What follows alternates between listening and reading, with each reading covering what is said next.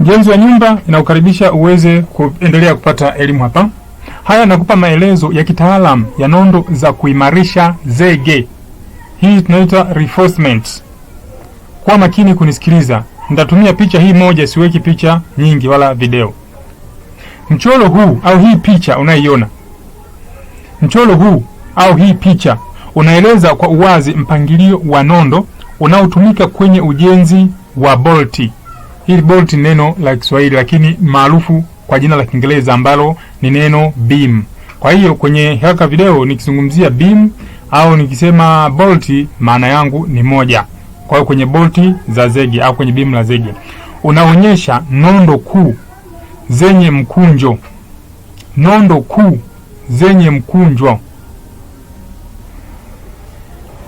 za 3/8 kama vile unavyoona vizuri hapo kwenye picha. Nadhani wewe mwenyewe unajionea vizuri hiyo picha jinsi inavyoonyesha, ambazo kwa ajili ya kubeba nguvu kuu pamoja na nondo za pete.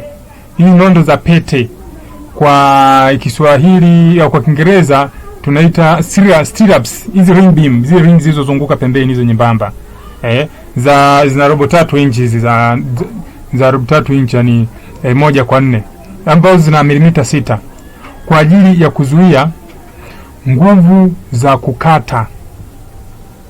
Nafasi sahihi kati ya stirrup hizo nondo za pete hizo zunguka pembeni ni inchi 6 hadi inchi 8, au unaweza kusema sentimita 15 hadi sentimita 20, isizidi hapo.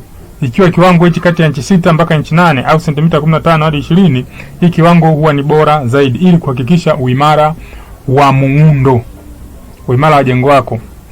Maelezo pia naendelea kuyaonyesha hapo, kuyaelezea hapo urefu wa kuingiliana kwa nondo, overlap. Kutoka pale kwenye ile ring, ile stirrups, unapokuwa umeunganisha kuanzia kwenye ile stirrups, basi izidi kutoka kwenye ile overlap pale izidi angalau hata kama ni inchi 2 mpaka inchi 4 au sentimita 6 mpaka sentimita 10. Kwa hiyo ikizidi upande huu na upande ule, bado kuna ile nafasi ya katikati, kwa hiyo na nafasi kubwa ya kuweza kuzidi na kuimarisha uimara. Kwa unapofunga ile overlap pale, yale maungio usisiishie tu pale pale kwenye ile lingi, kwenye ile stirrup, haitakuwa salama. Pamoja na matumizi ya waya maalum wa kufungia nondo wa gauge 18. Huu ni wa milimita 1.2. Huu mwembamba kabisa ambao tumezoea kuita binding wire, ili kuzishikilia kwa usalama.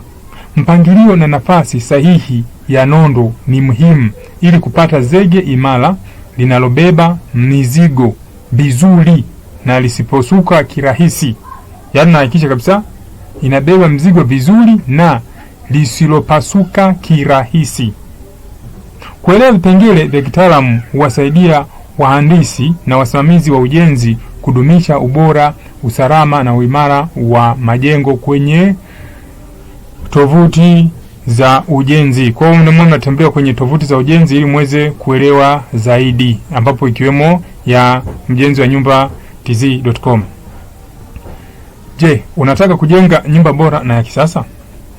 Karibu Mjenzi wa Nyumba TZ upate huduma za kitaalamu zenye ubora wa hali ya juu, usanifu wa ramani za nyumba, ujenzi wa nyumba kuanzia mwanzo hadi mwisho, ushauri wa kitaalamu wa ujenzi, usimamizi wa miradi, site supervision. Yani kuna mtu anataka anakuwa na mafundi wake lakini anataka kumtumia mjenzi wa nyumba kwenda kusimamia. Wewe umeandaa mafundi, unajua utakavyolipana nini, ila mimi nisimamie kuhakikisha ujenzi unafanyika, basi hiyo huduma naifanya.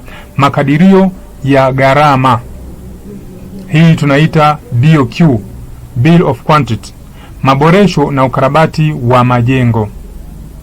Basi wasiliana nami kwa simu namba 0712 93 70 90, au unaweza kuwasiliana na mimi kwa WhatsApp namba 0765 93 70 90.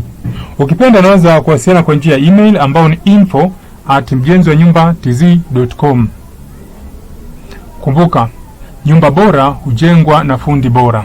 Asante sana kunisikiliza na karibu tena. Shukrani.